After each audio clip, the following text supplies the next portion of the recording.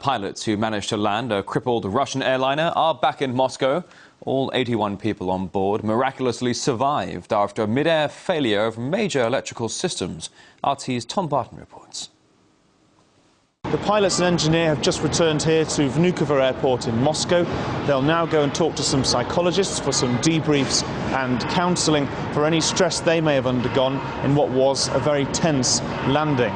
They've also been helping investigators at the site, trying to work out what happened, and that's what investigators will be doing in the next week to 10 days, trying to get to the root of this huge electrical failure.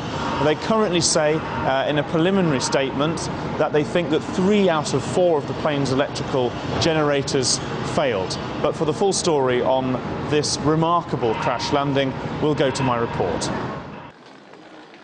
The heroes of the Taiga. These are the men that managed to land a crippled jetliner in the middle of the forest and not injure a soul. Their passengers are thankful to be alive. We landed at the airstrip and ended up in the woods. The emergency crews arrived right away. Everything was organized very fast.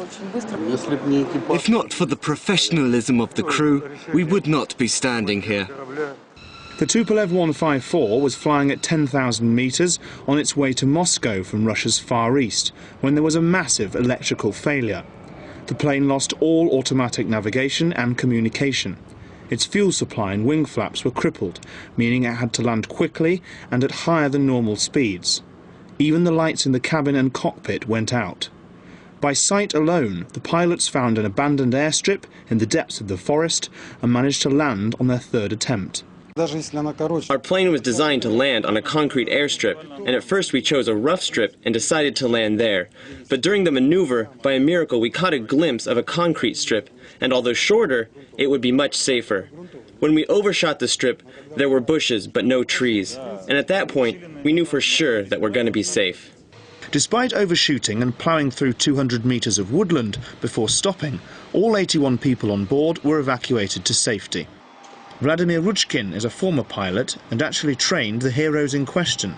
He says he's very proud of his former protégés. Up in the clouds, they couldn't even tell their altitude or where they were.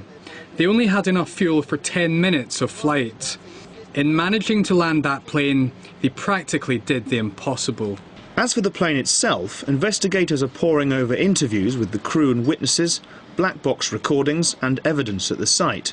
Their question: what caused such a massive electrical failure? Providing that Tupolev 154 is not quite a brand new aircraft, and I'm sure that that aircraft was manufactured probably at least 20 years ago, maybe even more. I believe there is a chance that the equipment was just worn out. Al Rosa Airlines, which owns the plane, says it wasn't aware of any issues before takeoff, but added it would never fly it again. Investigators are focusing on mechanical failure rather than pilot error or weather conditions, but everyone is expecting the pilots to receive medals for their achievement. In time, the technical details of this plane's malfunction will join all of the others in aviation history. But one thing will always stand out: the courage and resourcefulness of the 2 men who brought it safely to Earth. Tom Barton, RT, Moscow.